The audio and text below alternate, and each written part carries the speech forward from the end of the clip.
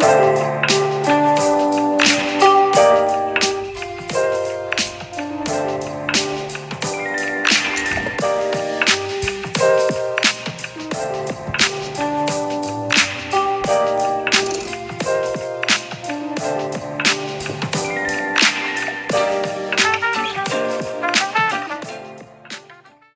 everyone, welcome back to Chips on the Table, the podcast where we shuffle through life's big questions, one topic at a time. I'm Ryan. I'm Pearson. I'm Rafe, and we're going to be rolling the dice on the big one, gambling. Ah yes, gambling. Whether it's slot machines, sports bets, or a poker table in someone's smoky basement, it's been around for centuries. But let's start simple. What is gambling? At its core, gambling is risking something of value, usually money, on an event that has an uncertain outcome, with the hope of gambling something greater in return. Simple but powerful. Right, and that uncertainty, that's what gets people. There's a thrill in not knowing the what if, and that's what keeps folks coming back. So, why do people gamble? I mean, let's be honest. It's not just about paying rent through blackjack, right? Definitely not. Some people are chasing happiness. There's that adrenaline rush when you win. Even a small win for others is hope. A shot at turning their luck around. And sometimes it's about escapism. Like, life feels out of control, but placing a bet gives you this illusion. I made the call. Yeah, that's deep. But when you think about it, what's the actual end game of gambling? Like, what's the perceived good that people are looking for? For some, it's wealth, a chance to break free from their circumstances. For others, it's validation, status, even identity. I'm a winner. I beat the odds. Or sometimes it's just the experience, the social scene, the lights, the sound of the coins hitting the tray. Okay, maybe that's a little Vegas nostalgia, but still. A little bit of a nostalgia never hurt anybody. But gambling isn't just one thing. There are so many types. What comes to mind? You got casino games, slots, roulette, blackjack. Then there's sports betting, horse racing, lottery tickets, scratch-offs. If you're feeling casual. And then there's poker, which brings us to Texas Hold'em. Maybe the most famous version of poker out there. High stakes, high drama. So here's the real question for today. Is Texas Hold'em wrong? Like, ethically, morally? Or is it just another game? Now we're getting into the good stuff. Skill versus luck, personal responsibility, the role of deception. There's a lot to unpack. Totally. And we're going to get into all of that. Because when it comes to Hold'em, it's not just about cards. It's about psychology, money, risk, maybe even some character. Alright, so stick around, because in the next segment, we're laying all our cards on the table. Is Texas Hold'em just harmless fun, or something more? You're listening to Chips on the Table. Don't fall it on us yet. We'll be right back. I'm Pearson West. I'm Ryan Richburg, I'm Rafe Maloney. urging you to never go to Canada. Welcome back to Chips on the Table. In this segment, we're diving into the ethical concerns surrounding gambling. Now earlier, we talked about why people gamble, the thrill, the hope, maybe even a little escape. But let's flip the coin. What about the darker side of gambling? Yeah, this is where things get real, because as much as gambling can be fun or exciting, for a lot of people, it leads down a road of addiction, financial disaster, and broken relationships. You've probably heard the stories. Someone loses their job, they keep gambling to win it back, and suddenly they're drowning in debt. Maybe hiding it from their family, maybe even stealing to keep going. And this isn't rare. Gambling addiction is recognized as a serious psychological disorder. It changes the brain. The reward system gets hijacked. People start chasing losses instead of wins. And when that happens, it stops being a choice in the full scene. I mean, how voluntary is gambling when someone deep in addiction? Can we still say Well, they choose to do it. Right. That brings up a major ethical concern. How much blame or responsibility do we put on the individual, and how much do we look at the systems that profit from their downfall? Let's talk about those systems for a second. I also fold. You win that pot. No, I wouldn't. So casinos are designed, like literally engineered, to keep people inside. I mean, no windows, no clocks, free drinks, bright lights, constant noise. It's all about keeping you in the game, keeping you inside. Same with online gambling. The apps give out near misses, fake wins, or little dopamine hits just to keep you tapping. It's a digital casino in your pocket, available 24/7. And lotteries. They're often targeted towards lower income communities, which is kind of wild when you think about it. Selling the dream of riches to people who are already struggling financially. And I mean, that leads into one of the big moral questions. Is gambling inherently exploitative? Are we taking advantage of people's weaknesses and desperation just to make a profit? Some would say yes, especially when the structure of gambling, the house edge, the odds, is designed so that the vast majority lose. And yet, we glamorize the winners like it's some kind of equal playing field. And I think it's worth asking, does gambling pull us away from our deeper purpose? Like our final end, if you want to go philosophical for a second? Oh, we're going there. I like it. Let's do it. Alright, so it's our final end, is to flourish as human beings, to grow in virtue, community, maybe even in our relationship with something greater. Then yeah, gambling might not help us get there. It can isolate us, make us impulsive, even lead us to despair. Now, that doesn't... Oh. That's... No. Hey, I'm trying to talk over here. Stop interrupting me, man. I thought I got Yeah. caught up in the I deal. know. That doesn't mean that all gambling's evil, but when it becomes a vice, something that clouds our judgment and wraps our desires, it becomes a real spiritual and ethical obstacle.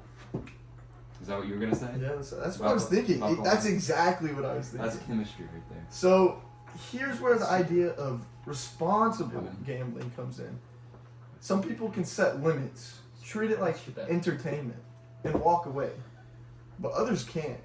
And the industry doesn't always make that distinction clear. Check to right. Which is why we have regulations, age restrictions, self-exclusion programs, spending limits, pop-up warnings, all designed to minimize harm. But the question is, do those regulations go far enough? Or are they more about checking boxes than protecting people? Great question. You check.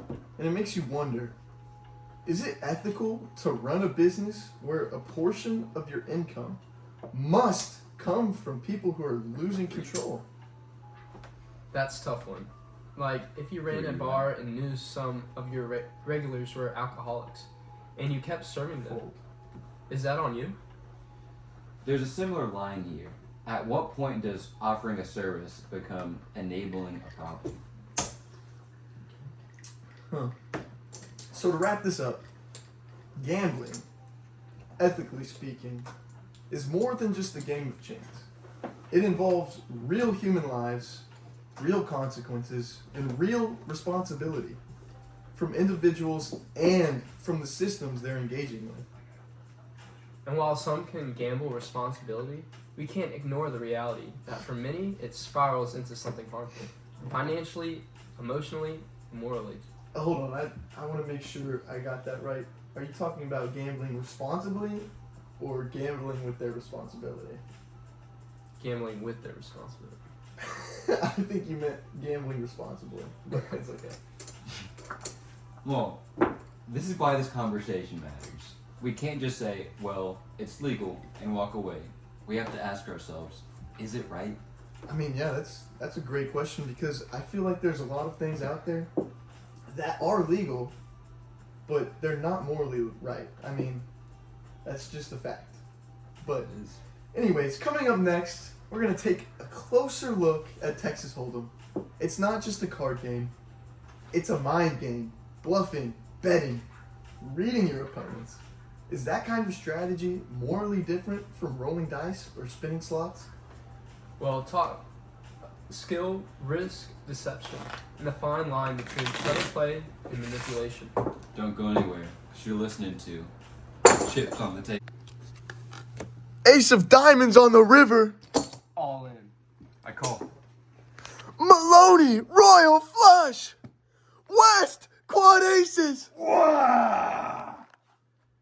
Tune in to the series premiere of River Monsters tomorrow night at 6 p.m. Eastern Time. Welcome back to Chips on the Table.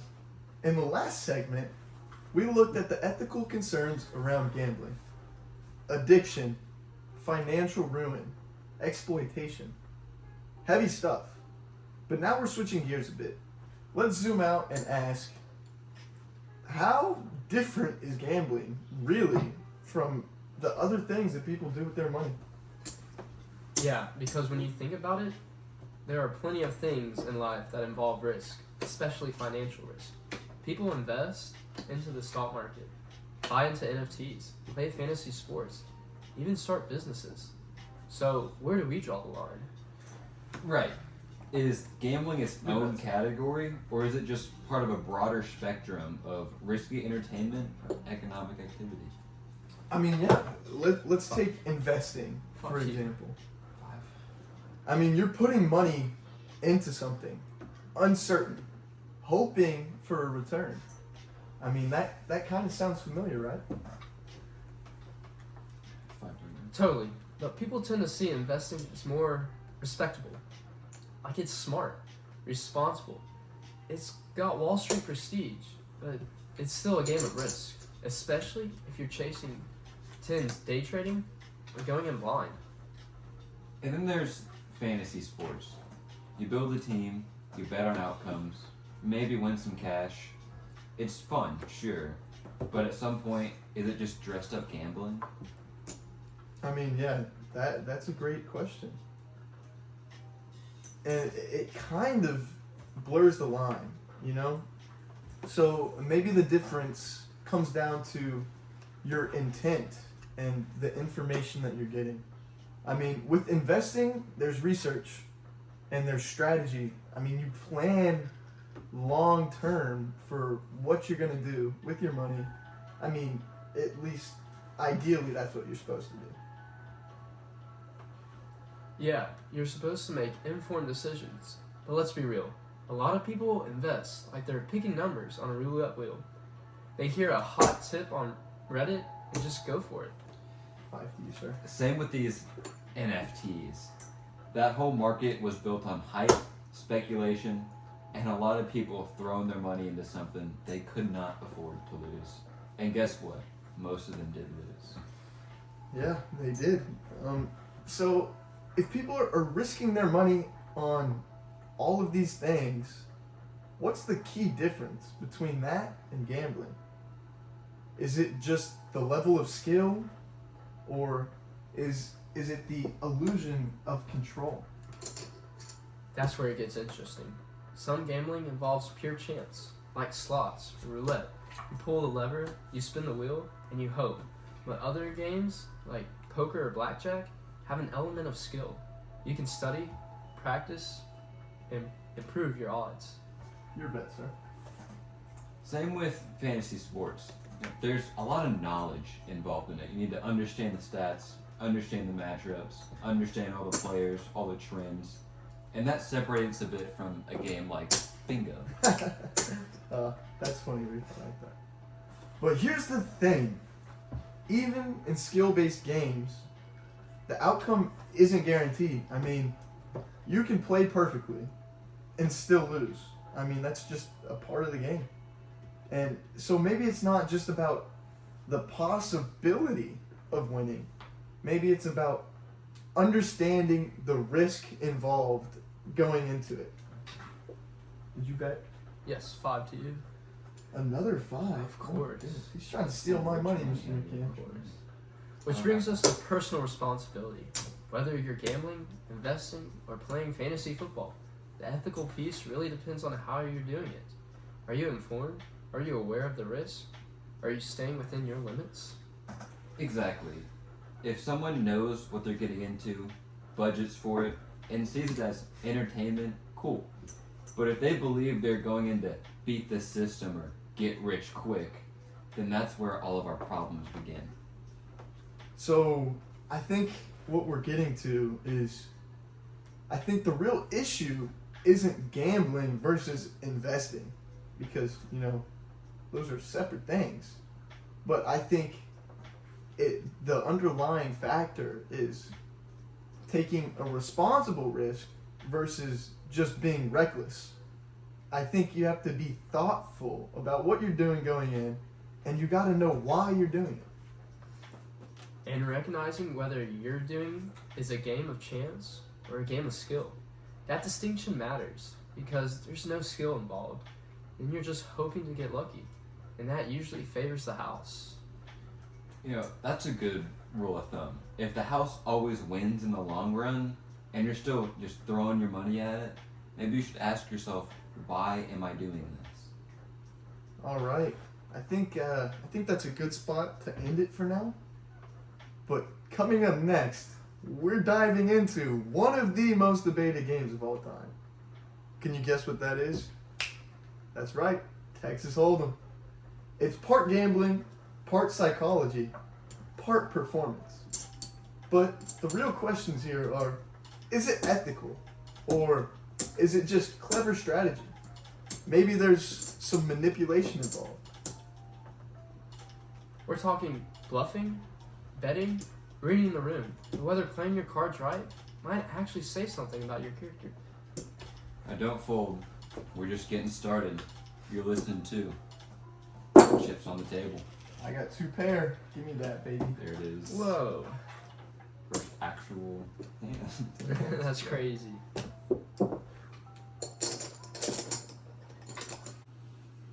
I'm Pearson West, and I like small hot brunettes. Go to 7 Brew today. All right. Welcome back to Chips on the Table. So far, we've covered the ethics of gambling, and then we compared it to the other forms of financial risk that people are often taking today. But now it's time for what everybody came here for. I mean, let's be real. Let's put Texas Hold'em under the microscope for a second. Is it just another way to lose money? Or is there something more to it? Texas Hold'em is not just a casino sideshow. This game has depth. There are tournaments, rankings, sponsorships, people making careers out of it. And the question is, why? That makes it different from just spinning a slot machine. Because, let's be real, it feels different. Sit down at a Hold'em table, and you're not just hoping for lucky cards. You're reading people, you're calculating odds, and you're making strategic decisions every single hand. I mean, yeah. But for those out there that might not be as familiar with Texas Hold'em as us, let's start with the basics. So each player gets 2 cards, and 5 community cards are placed face up, but there's betting in between each round. The first time it's a flop, and you get 3 cards in the community pot, and then there's a round of betting. You burn a card, put another one in the community pile. Round of betting, you go again until there's 5 there. And each player is trying to build the best 5-hand poker hand they can using any combo of the 7 cards that are available to them. But here's where it gets interesting. You don't win just by having the best cards. You win by betting in all the way. That convinces your opponents to fold. To back down, that's where skill enters the game. Exactly.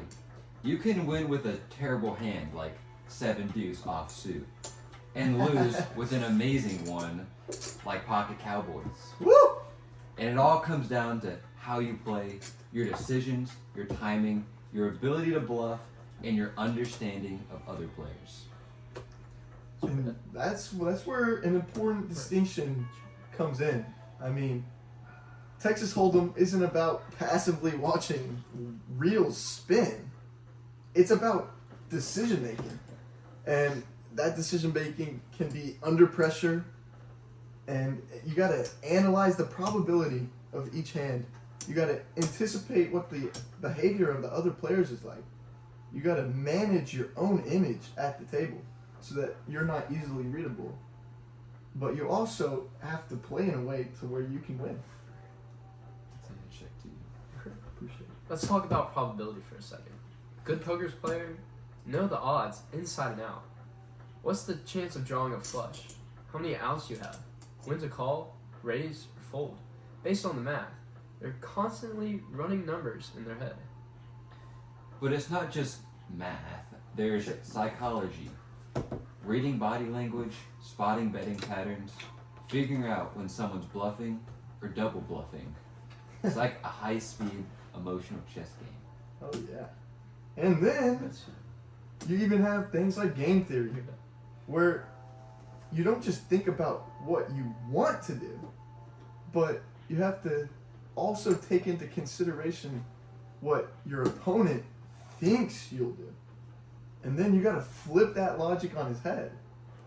I mean, it's strategic warfare played out with cards. Just like you didn't think I was going to put 6 down there, did you? I Or was didn't. that queen? And I don't think I can do that. I'm gonna bet right here, or I'm gonna fold. I mean, You're gonna fold. I'm gonna put 6 in. 6. I know Ray's flying. And let's be honest, if there's just about luck, you wouldn't see the same players constantly making final tables at big tournaments. People like Daniel, Vanessa Silvis, Phil Ivey, they win because they're better. Period. I mean, can we appreciate Daniel Negreanu for a second? Oh. I mean, I think he might be my favorite poker player of all time. Helmuth, man. You like Phil Hellmuth? Helmuth. I mean, He's the GOAT. He's the GOAT. he does have the best rage moments. I make the game interesting. That's true. Yeah, but all these guys, you know, they study the game, they train, they track their habits, and they track their weaknesses to try and make themselves better. They aren't just hoping to get dealt pocket aces. They're outplaying their opponents hand after hand, and that's why the same guys make it to the final table at the World Series of Poker every single year. I mean, you're right. They're playing it in a way where It's cheap. the luck involved How many? isn't as exaggerated. And that's why some people argue poker, especially Texas Hold'em, is more like a competitive sport than gambling. There's training, you know, people spend so much time studying the charts, studying Who you got? pre-flop bets, post-flop bets, What you got? odds, Okay. all of that thing. I mean, there's strategy, competition, and performance. What'd you I mean, the money definitely is a factor, but what draws them in is the game. It's like chess with bluffing, and it's one of the card games where physically players as big as role as math. You're not just solving a puzzle; you're solving people. Just like I know Ray Flock. I did lie. See, that's that strategy we're talking about. I tried to bluff right there, worked on Ryan, didn't work on Pearson. He beat me, straight up. And that's what makes it socially and intellectually rich. You're learning how people think, how they react under stress, how to manage your own emotions. And these are transferable skills too. Decision making, patience, and emotional control. So that's kind of like what I'm hearing from that is that's bringing something important into the game. You know, there's something that you can learn from it, and I think that's what makes it ethically okay in a way. But you have to be responsible. Anyways, and things like that draw community in. That's why there's such a huge community around it. Poker nights, like we have here a lot. Not clubs, you know, and even online forums where people analyze hands and debate strategy. It's not about isolating people like a slot machine in the corner. It's about connection and challenge. And here's something important. Because skill plays such a big role, as good poker player can consistently win over time.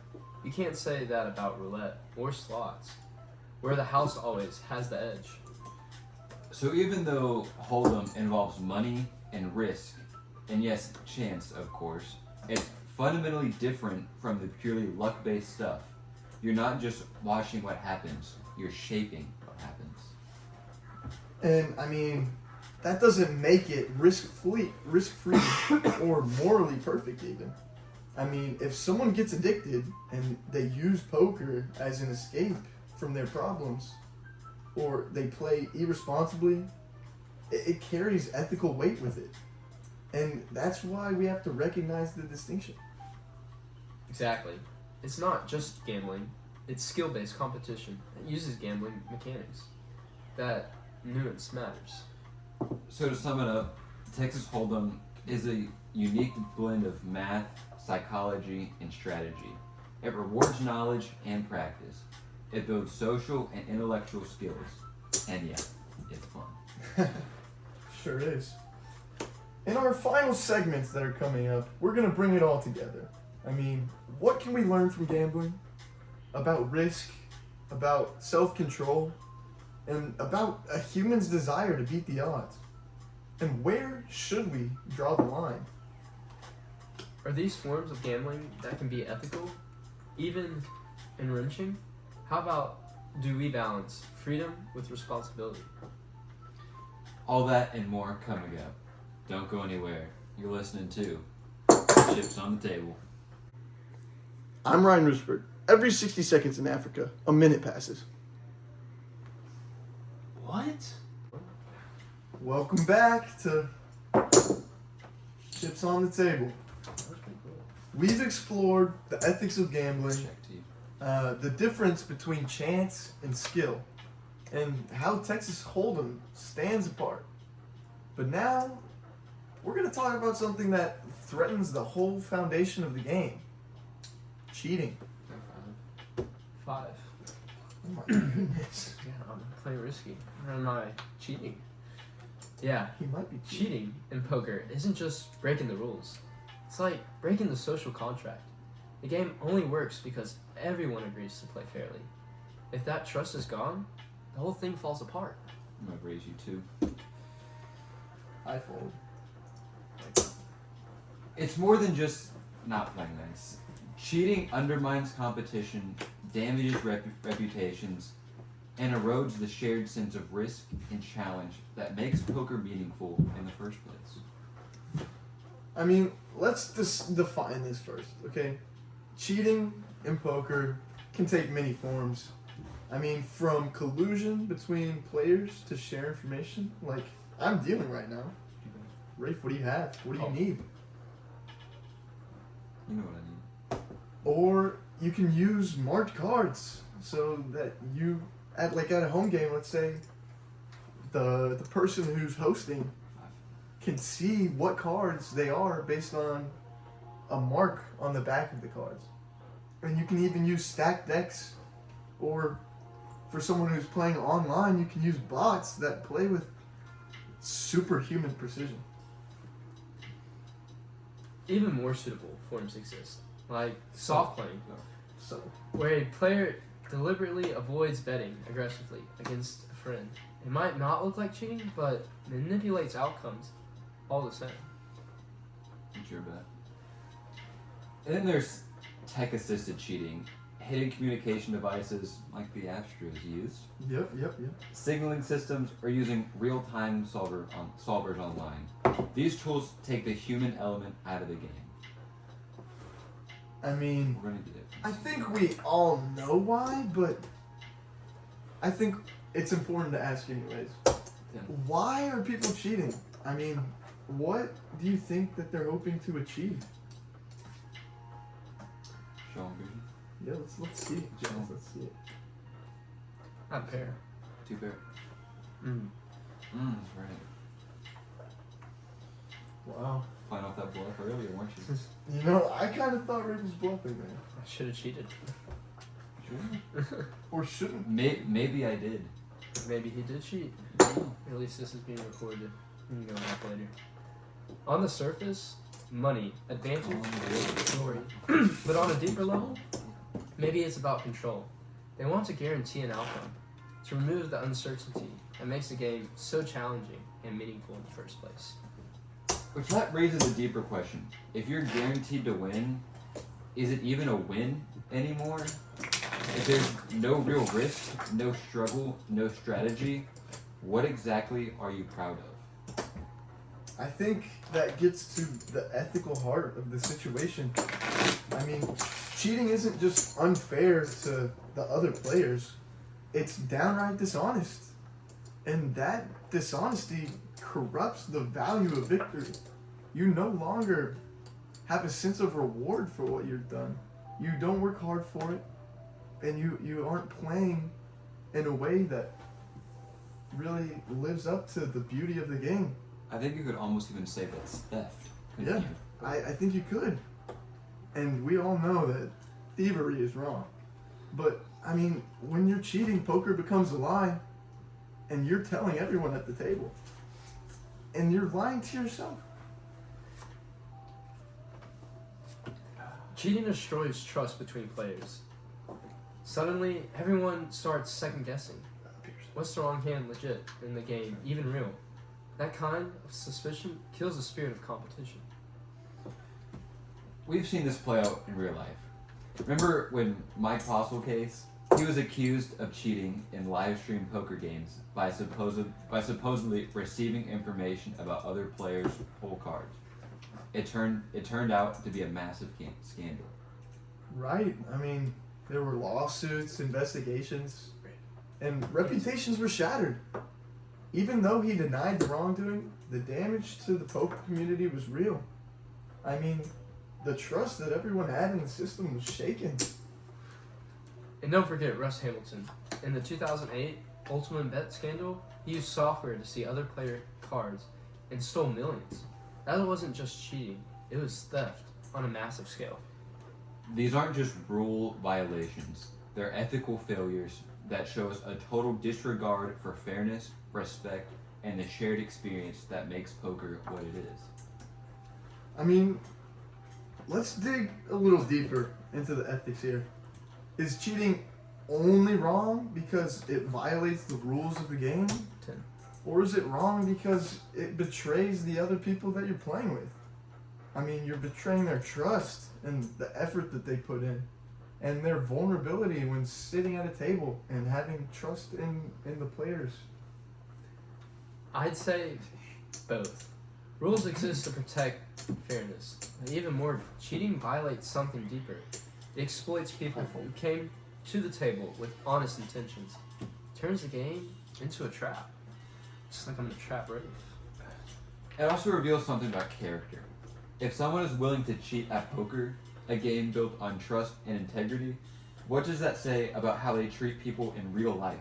At what point does cheating in a game become lying in a business? Or even relationships. I mean, here's a thought. Cheating can even corrupt the cheater. If you win by using dishonesty and trickery, it numbs the value that you have for honest achievements. I mean, it trains you to cut corners, and you become someone who can no longer go the long route and take the hard way. You need the shortcut now, and you become reliant on that. And I think that's not right. Card, please. I got you. Thank you. That's a tragedy. You stop trusting your own ability. You stop growing. You rob yourself on the very thing poker teaches. How to think clearly, compete honestly, and manage risks like an adult. So what can be done to prevent cheating in live poker? There's surveillance, tournament rules, floor staff, online sites, use algorithms to detect suspicious patterns, collusion, or bots. But it's a constant arms race. I mean, beyond policing the game, there needs to be a culture built on integrity. I mean, players should be held accountable when they've done something wrong. Cheating needs to carry real consequences, not just bans, but public exposure when warranted. I mean, in high level cases of cheating in a big game, people need to be made aware of what that person has done, and they need to face those consequences.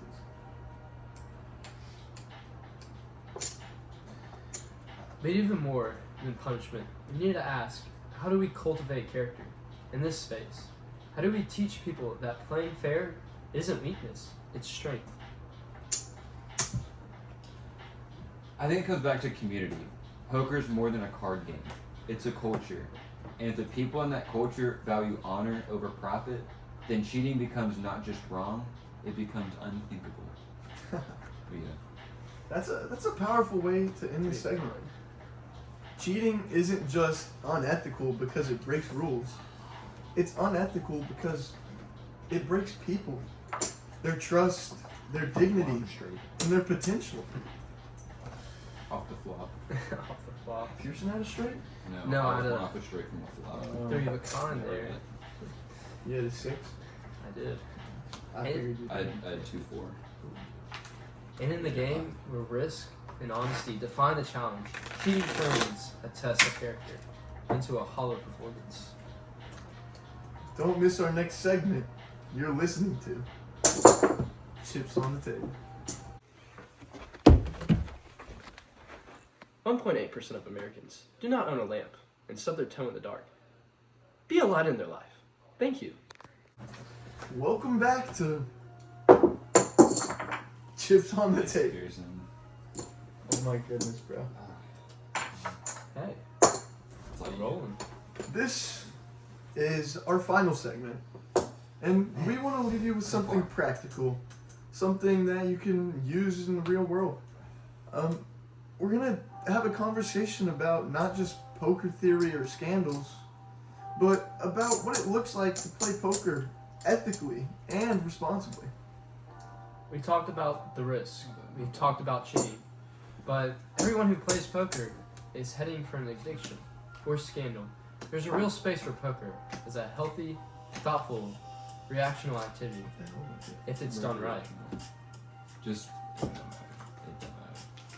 It don't matter. Pull it together, ideally. I think he's It might be that scotch he's drinking on. right. Might be a little drunk. And that's what this segment is about. How do we play poker well? In a way that sharpens the mind, respects others, and still protects us from falling into dangerous patterns. Let's start with one of the biggest keys. I think it's understanding your limits. Ethical poker begins with risk management, knowing how much you can afford to lose, and never playing with money that you can't live without. It's basic, but crucial. Once you start chasing losses or trying to get even, you're not thinking rationally anymore. You're gambling emotionally, and that's where things get unraveled. Setting a budget, having time limits, even deciding in advance when to walk away. These are all the ways to keep poker in its place as something you can control, not something that controls you.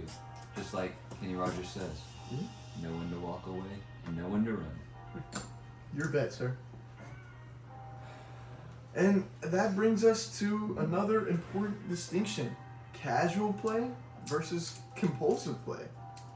I mean, recreational poker is about enjoyment and strategy, maybe even a little competition. I mean, like, that's the house games that we have here on the weekends. Sometimes we play for money, sometimes we just play for the fun of it. And then problem gambling, on the other hand, is about compulsion. You're playing to escape something or to fill a void in your life. It's 2 to you, right?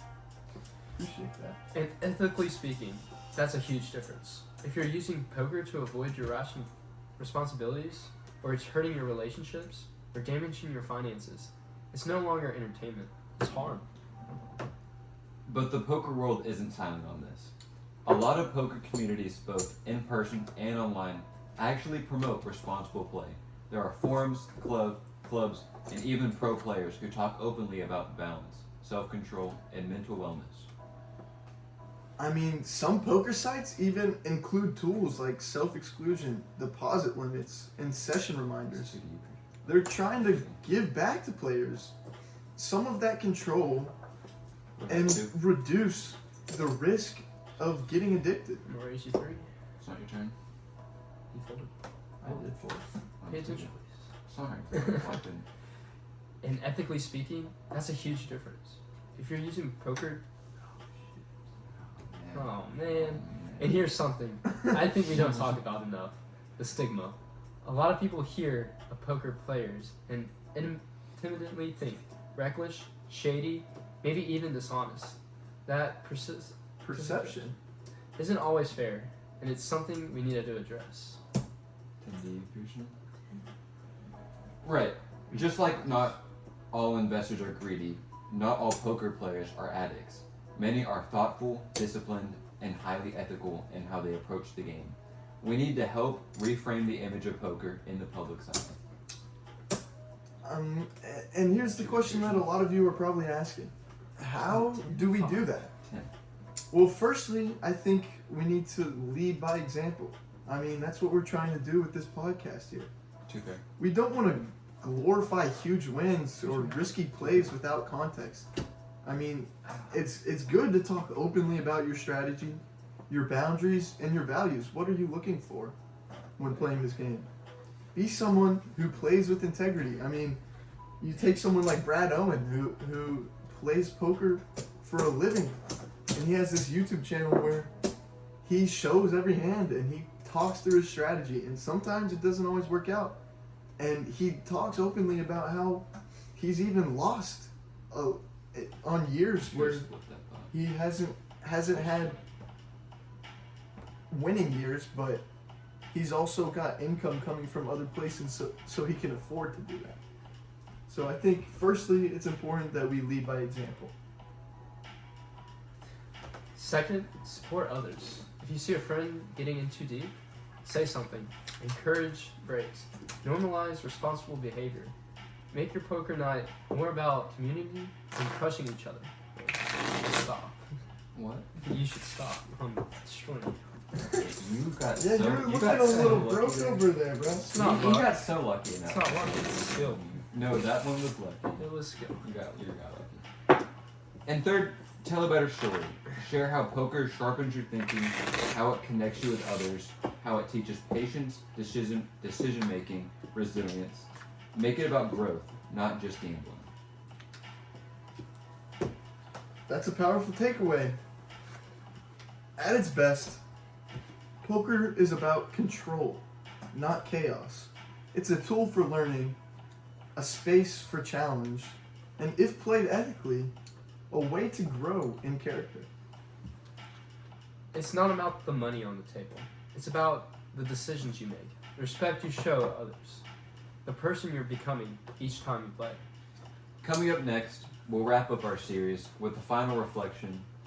What does gambling, in all its forms, reveal about human nature, our desires, and the risk we're willing to take?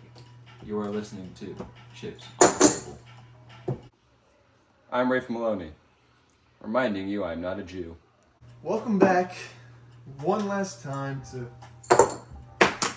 Chips on the Table. We've had a deep and nuanced conversation over the past 5 segments about ethics, risk, fairness, and the fascinating world of poker, especially Texas Hold'em. And now it's time to wrap it all up with some final thoughts. We started by asking a big question. Is gambling wrong? Like most things, the answer isn't simple. Gambling isn't inherently wrong, but it's also not morally neutral. It really depends on how it's done and why it's done. Exactly. Gambling is a tool, and like any tool, it can be used for good or for harm. What we've tried to do here is explore the ethical boundaries of that tool, and we've seen that the real danger isn't the cards themselves, but it's how we play them. 5-2. So let's go over a few takeaways. First, Texas Hold'em specifically is not simply gambling. Race 2. It's a game that involves probability, skill, emotional discipline, and strategy. It's not just rolling the dice, as Rafe did earlier. It's engaging with human psychology and real decision making. Race 2. And that matters ethically. Because when a game involves choice, it involves responsibility. Your wins and losses aren't just luck. They reflect on your participation, your risk assessment, your judgment. That makes poker more like a competitive sport than pure chance. But we didn't sugarcoat it. We also explored the dark side, addiction, financial ruin, and predatory industries. These dangers are real. Gambling, when approached carelessly or compulsively, can absolutely lead people away from their goals, their relationships, their health, even their final end, if you want to go that deep again. And you know, I think we should go that deep because this isn't just a podcast about poker. It's about human nature. Gambling reveals something very raw about us. Our hunger for reward, our tolerance for risk, our deep desire to feel in control of something that we really aren't certain about. True that, right? It's a window into the human soul. Slow it down. Honestly, it shows how easily we chase something. Money, success, validation, and how quickly that chase can become obsession if we're not grounded. But that doesn't mean the chance itself is wrong. Wanting to win isn't bad. Taking risk isn't bad. In fact, risk is necessary for growth. Every act of love, every career move, every leap of faith involves risk. It's just about knowing which risks are worth it. That's why we emphasize responsible and mindful play. Poker, when approached thoughtfully, can be a discipline in some sorts, like chess or martial arts. It can build values and virtues like patience. It can sharpen your mind and even teach you humility. How can you handle a loss? But without boundaries, it can also consume you.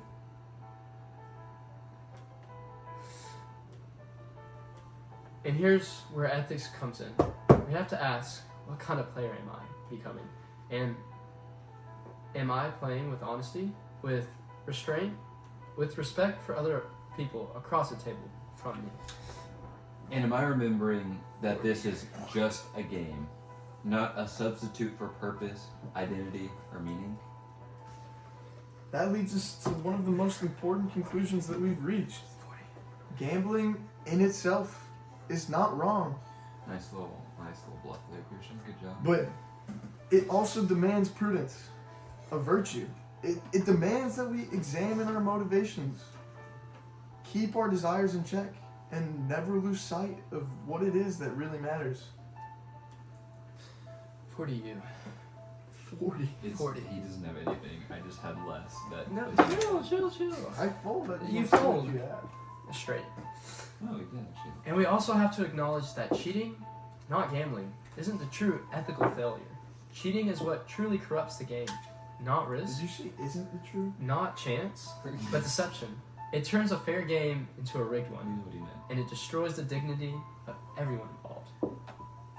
So if we want to promote ethical play, we have to do more than just follow the rules. We have to build our character.